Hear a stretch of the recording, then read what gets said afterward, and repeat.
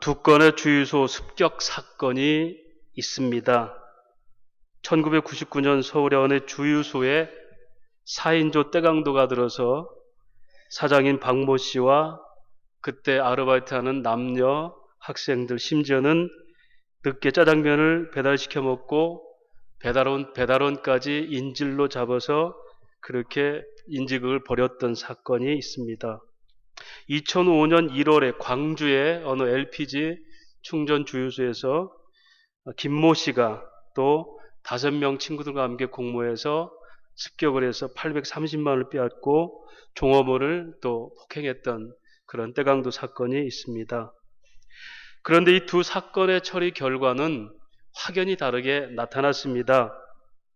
앞에 있던 한 사건은 그 사건으로 인해서 오히려 그렇게 습격을 했던 사람들의 이목을 집중받고 박수를 받고 그것 때문에 인생에 대박이 난 그런 습격 사건입니다. 뒤에 있는 사건은 그야말로 결국 재판에 넘겨져서 그 형기를 살고 또 그렇게 출소한 후에도 전과자라는 낙인 때문에 인생에 쪽박난 그런 사건의 결과입니다. 어떻게 이런 일이 있을 수 있을까요? 앞에 있는 하나의 그 습격 사건은 영화의 얘기입니다. 1999년 소위 그 한국 코미디 영화의 한 획을 긋던 소위 주유소 습격 사건의 얘기입니다. 그리고 뒤에는 실제로 광주에서 2005년도에 일어났던 사건입니다. 1999년 한국 코미디 영화의 획을 그었고 흥행도 그 당시에 쉬리와 서편제에 의해서 3위에 흥행을 했던 그런 대박난 영화였고 이때 이제 소위 유호성이라는 그 참 알려지지 않은 그런 그 배우가 소위 그 당시에 그 영화 파급 효과라고 그러죠. 청소년들의 유행어를 만들었죠. 나는 한 놈만 팬다. 우리 젊은 사람들은 모르고 영화를 또 안 보시는 분들은 전혀 모르는데 오늘 같은 날 우리 전찬희 집사님 나오셨으면 감동을 많이 할 텐데 어쨌든 그 유행어가 전체 청소년들에게 그런 불릴 정도로 유호성 씨는 일약 스타덤에 올랐죠. 그리고 그때 유지태 또 이성재 이런 사람들 그 당시 이효원이라든가 이런 그 유해진 이런 사람들은 아주 조연에 불과했는데 그런 그 주유습격 사건의 그 코미디 영화를 통해서 소위 많은 사람들에게 알려진 그런 대박난 사건이었습니다. 그리고 실제 주유소를 털었던 바로 그런 사람들도 역시 그렇게 형기를 마치고 이렇게 출소했습니다. 여러분 여기에서 이 두 사건을 보면서 우리에게 무엇이 실존이고 무엇이 현실인가를 한번 생각해 봅시다. 어떤 것이 사는 것이고 어떤 것이 우리가 진짜 인생이라고 하는 것인가? 영화 속의 주유소 습격 사건인가? 아니면 광주에서 일어난 실제 5인조 떼강도 습격 사건인가? 성경은 무엇을 현실이라고 말하고 또 그것이 나가서 인간의 실존이라고 말하고 있는가? 여러분 성경은 누군가에 의해서 쓰여지는 각본이라고 얘기하죠. 누가? 성령께서 저자들을 통해서. 결국 누가 썼죠? 하나님께서. 그래서 하나님께서 쓰신 예정, 즉 각본을 통해서 인간이 그걸 리얼하게 실현하는 것, 이것이 성경과 그 백성들의 삶입니다. 여러분 그런데 그 하나님 쓰신 각본을 살아가는 사람들의 마음은 어떨까요? 그 연기자는 연기하는 내내 흥행에 대한 기대가 있습니다. 요우정 씨나 습격 사건에서 나왔던 주연 배우들은요, 이 영화가 얼마나 대박날까 하는 설레임으로 연기에 몰입합니다. 연기하는 내내 승분되고 설레입니다. 즐거움과 기쁨으로 하고 자발적으로 열심을 내서 연기에 임하죠. 또 자신의 존재감을 만끽합니다. 왜? 나는 배우니까. 이것이 사람들에게 알려지고 나는 연예인이니까. 또 분명히 그 각본 안의 내용과 그들의 행동은 죄죠. 왜? 주유소를 습격한 강도니까.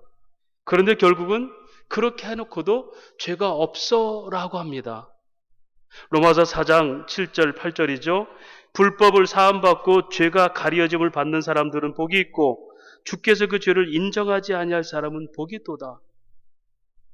여러분 하나님 각본대로 살았던 인간들 보세요. 인간들 스스로가 죄를 지었어요. 그런데도 하나님은 죄가 아니라고 얘기해요. 이것을 의로움이라고 성경은 또 얘기합니다. 그런데 하나님을 떠난 인간들은 스스로가 각본을 쓰죠. 왜? 하나님과 관계가 끊어지니까 내가 인생을 살아가는 그야말로 리얼 인생을 사는 겁니다. 실제 인생. 그 인생을 살아가는데 오늘 주일 습격했던 그 사람들 보십시오. 그 일을 행하면서 얼마나 마음이 절망적입니까? 왜요? 가난해서 돈이 필요해서 할 수 없이 지금 이 일을 하고 있는 거잖아요.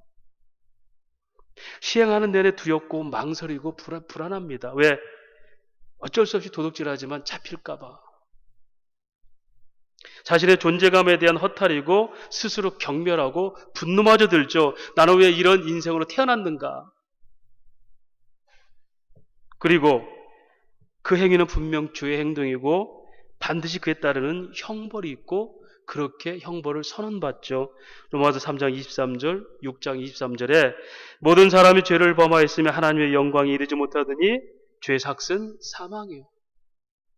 보세요, 여러분. 우리는 어떤 것이 여기서 긴장감 있는 인생이라 생각하십니까?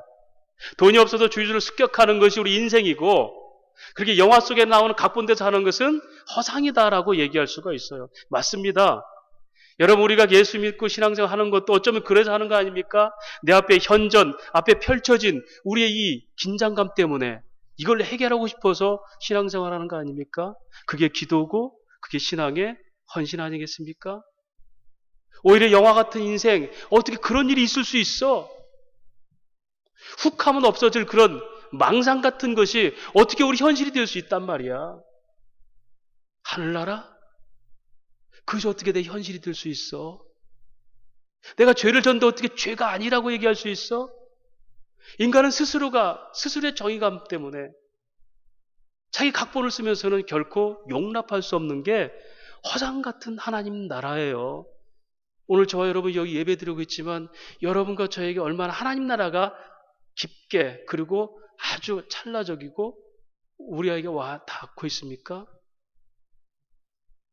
오늘 성경은 그래서 말합니다. 우리가 만약에 그런 허상 같은 하나님 나라, 즉 부활이 없다면 어떤 존재인가? 고린도전서 15장 19절에 만일 그리스도 안에서 우리가 바라는 것이 다만 이 세상뿐이면 모든 사람 가운데 우리가 더욱 불쌍한 사람들이다. 이 세상만 전부라면 우리가 제일 불쌍한 사람들이다. 왜? 우리는 지금 부활을 믿고 있고 새하늘과 새 땅을 믿고 있고 이 땅이 전부가 아니라는 걸 믿고 있고 심지어는 이 땅을 다 죽여라라고 골로새서는 말하고 있지 않습니까? 그런데 우리는 말하는 거예요. 아니에요. 그 현실이 아니고 우리의 현실은 지금 내가 누리는 것이고 내가 극박한 문제고 38년 동안 병자로 누워있는 이 아슬아슬한 인생이 현실이죠. 다시 묻습니다. 주유소 습격 사건 영화가 현실입니까? 실제 돈이 없어서 주유소를 털었던 게 현실입니까? 우리는 어쩌면 우리가 쓰지 않은 인생들은 가치가 없다라고 스토리를 무시해버립니다. 그래서 여러분 불가에서는 눈에 보이는 현실은 현실이 아니고 단지 욕망으로 다져진 허상이라 그래요. 사바세계는 욕망의 세계라 이거 다 버리면 진짜 현실이 극락이 온다라고 얘기해요. 여러분 이것은 이 땅을 다 무시해버리는 폐쇄적 세계관이죠. 성경은 그렇게 얘기하지 않아요. 둘 다 실상이고 둘 다 현실이 되는 것이다. 왜? 너희가 현실인 하나님 나라를 믿으면 이 땅의 허상 같은 세상도 다 현실로 누리고 살 수 있다. 이것이 바로 포이에오 에르곤 하나님의 나라의 뜻과 이 땅의 삶이다. 이게 십자가예요. 세상 등지고 십자가 보내. 세상은 아무것도 아니고 오직 하나님만 아닙니다. 그래서 우리가 사는 것은 그리스도가 사는 것이고 우리가 사는 것은 현실인 하나님 나라가 이 땅으로 와서 오늘을 살아가는 것. 이게 크로스 십자가의 삶이고 성도의 삶이고 그 마음으로 여러분들이 사는 것은 다 뭐죠? 예배가 되는 것입니다. 할렐루야. 예배. 그래서 우리가 실상 같은 아닙니다. 허상 같은 꿈 같은 이야기들이 현실로 믿어지는 걸 믿음이라 이렇게 얘기하죠. 히브리서 11장 1절에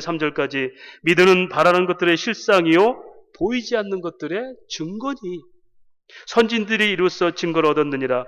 믿음으로 모든 세계가 하나님 말씀으로 지어진 줄을 우리가 아나니 보이는 것은 나타난 것은 말미암아 된 것이 아니니.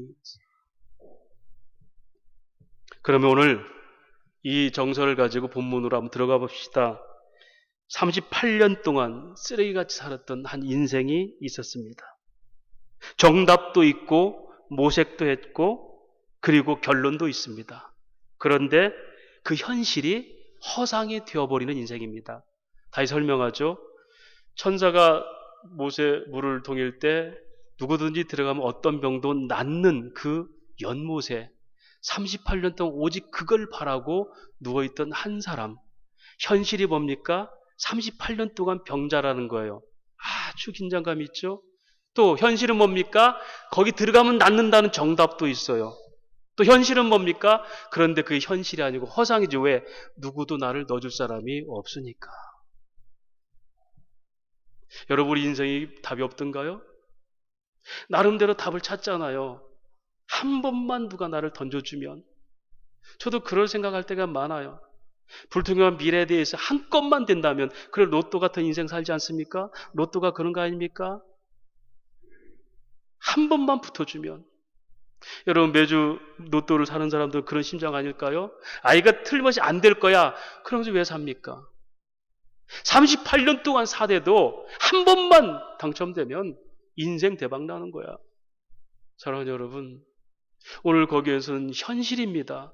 병든 것도 현실이고 문제 해결도 현실이고 그 답도 있는 게 현실이지만 그걸 이룰 수 있어 없어요? 없어요. 특히 거기에 모인 환자들 소경이 어떻게 보고 달려갑니까? 중풍병자가 어떻게 자기 힘으로 갑니까? 할 수 없는 사람들. 오늘 하나님을 떠난 인간들은 이렇게 끊임없이 자기 방식을 모색하면서 뭔가 해결하려고 애를 쓰고 있어요. 그 시간이 38년이 걸린 겁니다. 그런데 그 현실은 허상처럼 내버려서 그 누구도 그를 먼저 그불에 집어넣어주지 않습니다. 그래서 38년 동안 잉여인간으로 시간만 빼먹고 살았죠. 누가 묻습니다. 당신은 왜 거기 있었습니까? 한 번의 대박이요. 이것이 그의 꿈이었습니다. 그런데 여러분, 이런 이유를 예수님께서 뭐라고 하십니까? 죄 때문이다 이렇게 얘기합니다. 14절 말씀에 그 후에 예수께서 성전에서 그 사람을 만나 이르되 보라 네가 나았으니 더 심한 것이 생기지 않게 다시는 죄를 범치 말라. 그가 38년 동안 거기에 누워있은 것은 그 질병의 원인이 뭐냐? 죄다. 오늘 성경은 예수께서 이 표적을 행하시면서 도덕적 범죄에 대해서 오늘 해결하시는 겁니다. 지금까지 우리가 표적 사건 봤습니다. 가나 포도주를 또 혼인잔치에서 물로 포도주를 만든 사건. 창조의 능력이죠. 형질의 변화 아닙니까? 물에서 포도주가 된다는 것. 이렇게 하나님 나라의 이 포도주 잔치 같은 나라는 바로 나에 의해서 창조의 능력으로만 하나님 나라가 이루어진다. 너희가 꿈꾸는 나라는 너희가 들어갈 수 있고 너희 힘에 의해서 들어가는 나라가 아니다. 그리고 포도주는 그리스도 예수의 보혈의 피를 얘기하는 겁니다. 그리고 왕의 신하의 아들 지난주 살펴봤죠? 그거 어떻게 너희는 표적을 보고 믿느냐? 보지 않고 믿는 믿음이 되어야 되는데 말씀 믿고 가니까 그 아이가 살아났더라.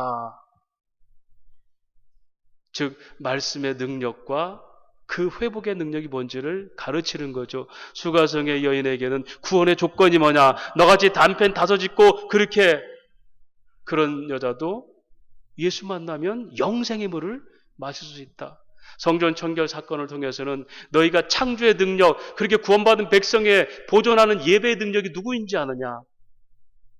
바로 예수께서 그 은혜 가운데 너희를 깨끗게 하실 때만 은혜를 지키고 살 수 있다. 그렇게 표적을 여러 가지 표적을 행하시면서 일방적으로 예수님은 선포하셨습니다.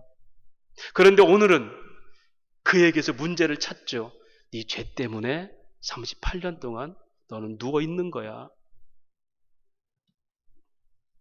사랑하는 여러분, 오늘 우리가 죄가 우리에게 행한 일이 뭡니까?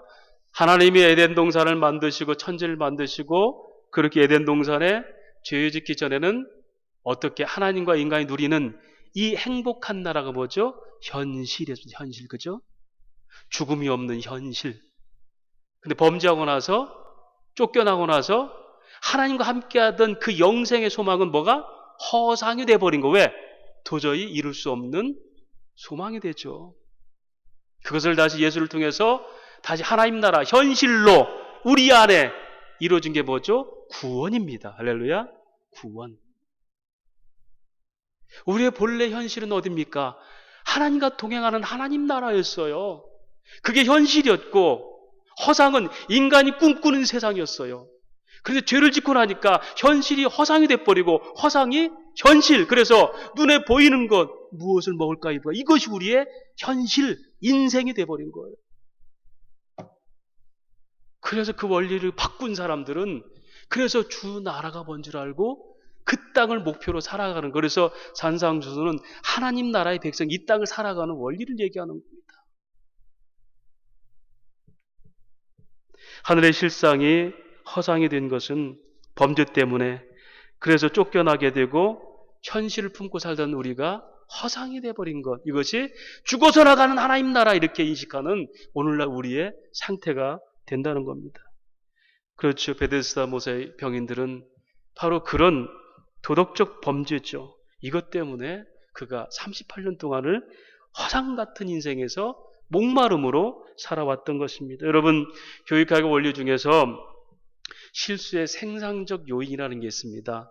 실수의, 실패의 생산적 요인. 여러분, 교육이라는 게 왜 필요하죠? 잘하고 있을 때 교육할 필요 있습니까? 못하니까 교육하는 거예요.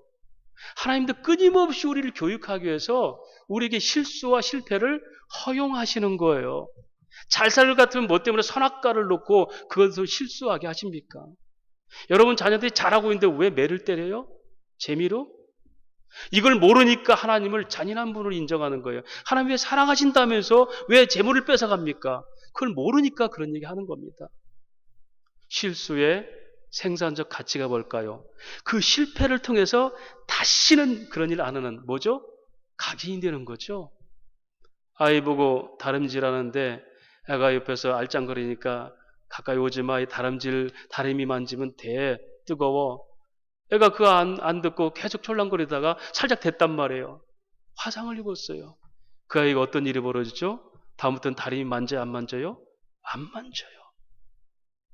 이것이 실패와 실수의 생산적 가치, 교육학의 가치예요. 하나님이 그렇게 우리에게 각인시키셔서 실패를 통해서 우리에게 교훈하셨습니다. 여러분, 인간의 가장 실수가 뭐죠? 아담이 범죄한 사건이에요. 그 일로 말미암아서 온 인류가 다 죄악에 임했어요. 우리는 이 기억을 갖고 있는 사람들이에요. 그런데 여전히 죄를 짓고 있어요. 왜 그럴까요? 허상 같은 현실에 욕망에 빠져서 하나님 나라가 가치로 느껴지지 않기 때문에, 이미 우리 심령은 사단이 습격당하여서 그게 전부인 줄 알게 됐기 때문에, 이게 38년 된 병자의 삶입니다. 그래서 전전긍긍하는 인생으로 살게 하시는 거예요. 혹여 여러분, 우리가 예수 믿으면서도 이런 인생을 혹시 살고 있지 않습니까? 그렇게 용서받은 백성이 끊임없이 실패를 하면요, 영혼의 감각이 무뎌져서 하나님 나라의 영적 생기가 떨어져서 그냥 예수 믿는 것은 교회 문화생활이고 내 삶은 삶이야, 이렇게 이분론적 구분해서 살게 되거든요. 에베소 4장 17절 18절 말합니다. 그러므로 내가 이것을 말하며 주 안에서 증언하노니 이제부터 너희는 이방인이 그 마음에 험한 것을 행같이 행하지 말라. 그들의 총명이 어두워지고 그들 가운데 있는 무지함과 그들의 마음이 굳어짐으로 말미암아 하나님의 생명에서 떠나 있도다. 여러분, 이런 사람들은 총명이 어두워져서 오직 세상밖에 보이지 않아요. 그래서 현실, 그것이 내가 사는 거고 하나님 나라는 허상이다. 오늘 말씀드렸죠? 오늘 그 현실은 그래도 문제가 있지만 답도 있고 방법이 있어요. 벤자민 프랭클이라는 사람은 세상의 모든 문제는 열쇠가 있다. 열쇠를 찾는 것이 인간의 교육적 가치다 그랬어요. 지식을 통해서, 경험을 통해서, 옛 전승들, 어른들의 얘기를 통해서. 그런데 여러분, 오늘 분명히 말씀드렸잖아요. 현실의 문제도 있고 답도 없는데 뭐는 없어요? 열매는 없단 말이에요. 돈 벌으면 내가 될 줄 알고 돈을 많이 벌었는데 인생에 참 안식에 열매가 없단 말이에요. 공부해서 출세하면 될 줄 알고 공부했는데 이게 진짜 안식이 아니란 말이에요. 그러니까 인기를 하늘 높이 치던 연예인이 뛰어내려 버리고 돈 많은 사람들이, 부자들이 싸움박질하고 그러잖아요. 더 얻으려고. 그게 답인 줄 알았는데 인생의 열매는 아무것도 없어요. 양문곁 베데스다 못에 전설이 있고 많은 병자가 있고 천사의 전설, 그렇죠. 해답이죠. 38년 혹은 50년을 기다렸다 할지라도 나를 거기에 넣어줄 사람이 없는 겁니다. 다시 말하면 하나님 떠나 인간은 스스로가 참된 안식과 자유를 누릴 수가 없게 되는 겁니다. 우리는 문제 앞에 고민할 줄 알지만 답을 못 얻을 때가 참 많습니다. 제가 이 설교를 준비하기 일주일 전에 하나님께서 밤에 잠을 못 자게 해서 그래서 기도하는 겁니다. 기도하는데 이제 제가 기도하다 보면 이제 결국 교회 기도하고 성도들 기도하잖아요. 여러분 답답하죠. 많이 저도 답답해요. 왜요? 제가 정말 잘못해서 그런가? 역동성 있고 힘 있고 누구든지 하나님 말씀에 붙들려서 하나님 나라의 삶을 살아갔으면 좋겠는데 물론 다 그런 건 아니지만 일부 성도들 보면은 늘 힘들어하는 거 보면은 도대체 내가 설교하는 하나님 나라는 내가 믿고 있는 하나님 나라는 이 정도밖에 안 된가? 이런 것들이 얼마나 힘들어요. 그래서 이 사람, 이 성도, 이 집사님 기도하다 보면은 많은 생각들이 들어요. 하나님, 그래 놓고 아침에 일어나면요 아무것도 없어요. 그래서 제가 그런 생각을 했어요. 야, 너는 계속해서 고민만 해놓고 답도 너는 생각해놓지. 그런데 열매는 없지 않느냐. 38년 된 병자가 그런 거 아니냐? 38년 동안 고민하고 열정도 부려보고, 그렇죠? 야, 이제 천사가 동할 때가 됐어. 열정도 부려고 열심히 기도도 해보고, 그렇죠? 말씀도 깨달아보고 열매는 없어요. 왜 그랬을까? 그래서 어떤 분은 그래, 우리 기도는 하나님께 우리 엉덩이만 보이고 일어난다. 실컷 기도해놓고 응답하려니까 엉덩이 보이고 돌아간다는 거예요. 여러분, 기도는 고민하려고 하는 게 아니라 해결을 받으려고 기도하는 겁니다. 기도의 열매는 반드시 뭘로? 응답으로 나와야 돼요. 응답으로. 38년 아니라 380년을 거기서 모색하고 열심히 기도하고 바라고 소망 줘도요. 그가 낫지 않으면 아무것도 아닌 거예요. 예수님께서 아십니다. 6절 말씀입니다. 예수께서 그 누운 걸 보시고 병이 벌써 오래된 줄 아시고 이르시되 네가 낫고자 하느냐. 자, 여기서 이 문제의 해답을 한번 찾아가 봅시다. 그때 그가 뭐라고 그럽니까? 7절에 병자가 대답하되 주여 물이 움직일 때에 나를 못에 넣어주는 사람이 없어 내가 가는 곳에 다른 사람이 먼저 내려가나이다. 자, 여러분, 이게 이 사람의 문제예요. 네가 낫고자 하느냐? 그러면 낫고 싶습니다. 아담아, 네가 왜 범죄했느냐? 하나님 주신 저 여자가 먹게 해서가 아니라 제가 범죄했네요. 하나님, 사망이 뭔지도 몰랐고 정령 죽으리란 말이 뭔지 몰랐습니다. 지금도 모릅니다. 하나님, 이 결과가 뭘지도 모릅니다. 그런데 어떡합니까? 제가 죄를 졌네요. 이것이 고백이에요. 하나님 앞에 있는 인간의 참된 모습이에요. 나는 죄인입니다. 저 여자가 아니 나는 낫고 싶습니다. 그런데 저 사람들이 나를 넣어주지 않아요. 이 모든 문제는 저 사람들에게 있습니다. 왜? 나는 괜찮은데. 그런데 오늘 실상은 네 죄 때문에 너는 아픈 거야. 사람들이 이렇게 죄를 짓고 나면 자기 만회를 위해서, 두려움을 떨치기 위해서, 부끄러움을 덮어버리기 위해서 자기 방어 기제를 발동하는데 다른 사람들, 가문을, 태생을, 국가를, 환경을 원망합니다. 이것만 아니었으면 그는 진정 38년 동안 자기 문제를 못 보는 거예요. 사랑하는 여러분, 인간의 자유의 문제는 내가 마음대로 뭘 못해서가 문제가 아니라 죄에 묶여있는 게 자유가 없다는 겁니다. 그걸 풀어주려고 예수님께서. 그런데 뭐랍니까? 자기는 아무것도 문제가 없어요. 왜 그럴까요? 나는 이렇게 처절하니까 38년 동안 이렇게 열심히 기도했으니까 응답받을 만한 자격이 있지 않습니까? 이게 인간의 공로주의죠. 철회를 해보세요. 금식해보세요. 그렇다라고 해결되는 게 아닙니다. 하나님의 원리입니다. 각본을 쓰신 분의 원리입니다. 그때 예수님께서 뭐라고 말씀하십니까? 8절에 예수께서 이르시되 일어나 내 자리를 들고 걸어가라. 우리 문제의 답은 하나입니다. 우리가 오늘 얼마만큼 많이 신앙의 여력과 그런 열정을 부리는 것 중요하지 않아요. 한 문제를 얼마나 기도하고 50년 기도하고 D.L. 무디처럼 52년 기도하고 중요하지 않아요. 하나님이 만나는 겁니다. 반드시 해결받는 겁니다. 기도 응답의 열매는요, 그 문제가 해결되는 거예요. 고민만 털어놓고 돌아가는 게 아닙니다.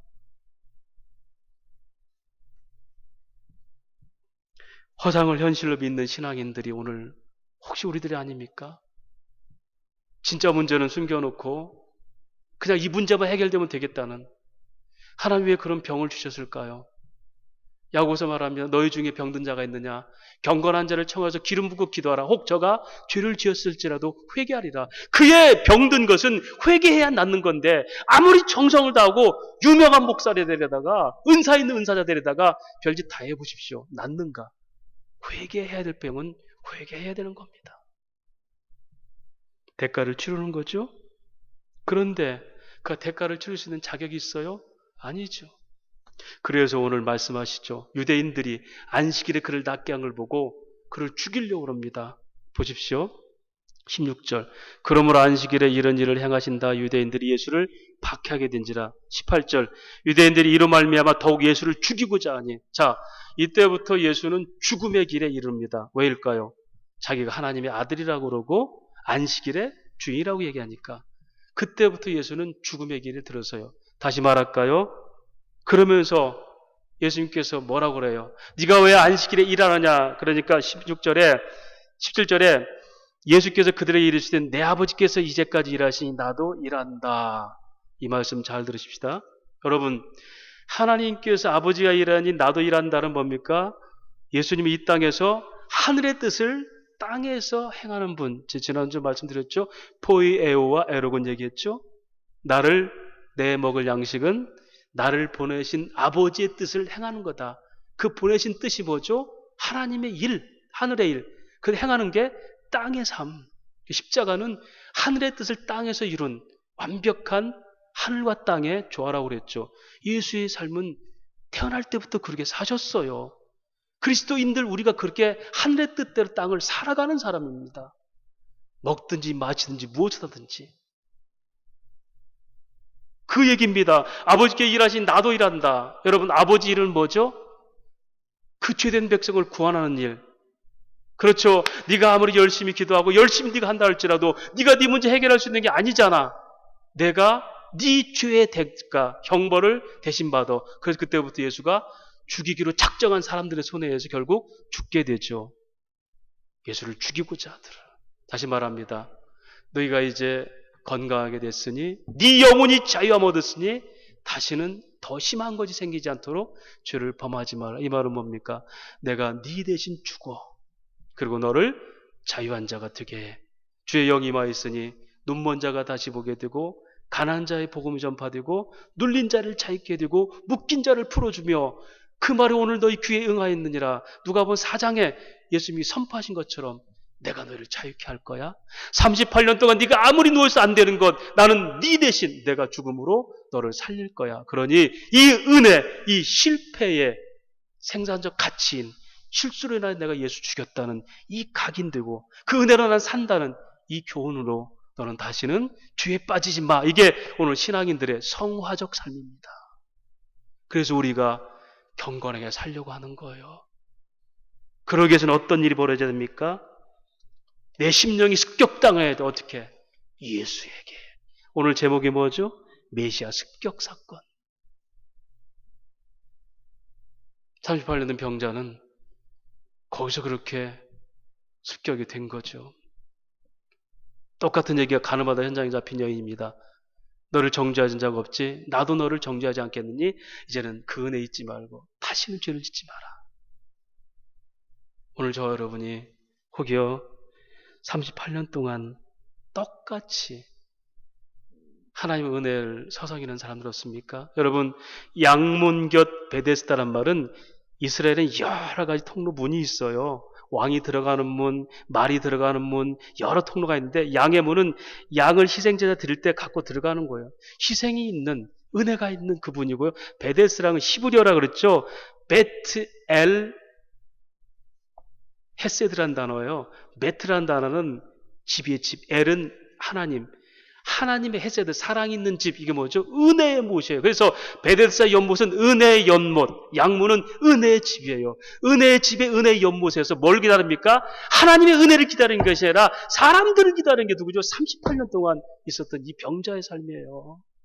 오늘 교회 안에 있으면서 은혜의 이 장소에서 세상을 꿈꾸는 우리가 있다면 여전히 38년 동안 서성이는 인생이고 주님 만나야 됩니다. 다시 말씀드리죠. 우리 심령이 이 주의 사랑으로 은혜로 습격당하지 않으면 내 정신을 살게 돼 있어요. 현실이라고 사는 것이 허상이 돼버리고 허상이 현실이 되는 하나님 나라를 우리가 부정하고 사는 거예요. 습격당하셔야 됩니다. 그래서 내 정신을 사는 것이 아니라 예수 정신을 사는 것. 이것이 신앙인이고 시간을 소비하지 않는 성도의 삶입니다. 말씀을 정리합니다. 얼마 전에 저희 딸이 이제 계절학기 하면서 이렇게 지금 기숙사에 있는데 지 엄마하고 통화를 봤어요. 그러니까 좀 계절학기하고 이렇게 따로 사니까 더 추가로 사니까 돈이 좀 필요한 것 같아요. 용돈을 주죠. 그런데 이제 용돈이 좀 부족하다는 표현을 제가 이제 두 모녀가 하는 통화 중에 들었어요. 그러니까 제가 그 아이 계좌번호를 알고 있어서 돈을 5만 원을 더 붙였어요. 붙이면서 딸 절대 기죽지 마 그랬어요. 아이가 어떤 마음이었을까요? 아빠 나 기 안 죽어. 맘대로 돈 못 써서 그렇지. 근데 여러분 그 아이는 생각도 안 해서 저는 그 아이의 계좌를 습격한 거지. 뭘로? 제 사랑으로. 하나님 우리 인생을 우리가 생각하지 않은 방법. 여러분 그 방법은 뭐예요? 38년 동안 모색해도 안 되는 방법이에요. 당연히 있어야 할 곳 문제 해결 그것이 열매인데 안 되는 거예요. 그때 주님이 어느 순간 우리에게 습격하십니다. 심령을 습격하시고 인생의 전반적인 우리의 그림들을 습격하시면서 내가 이렇게 너를 만들려 왔노라. 그게 계획입니다. 그래서 우리는 실패와 실수도 하나님의 계획인 것을 깨달아야 돼요. 38년 동안 문제가 아니라 380년을 거기 있어도 구원받지 못하는 사람이 있는가 하면 38년 동안 그렇게 했지만 첫 번째 기회인 예수 만나서 38년이 다 없어지는 거죠. 오늘 그게 우리의 간절함입니다. 그런 믿음으로 은혜의 못에서 은혜의 주님 만나 인생의 삶이 주의 사랑으로 변화되고 은혜로 변화되는 그런 믿음의 성도가 되시기를 주의 이름으로 축원합니다. 하나님 아버지 은혜를 감사합니다.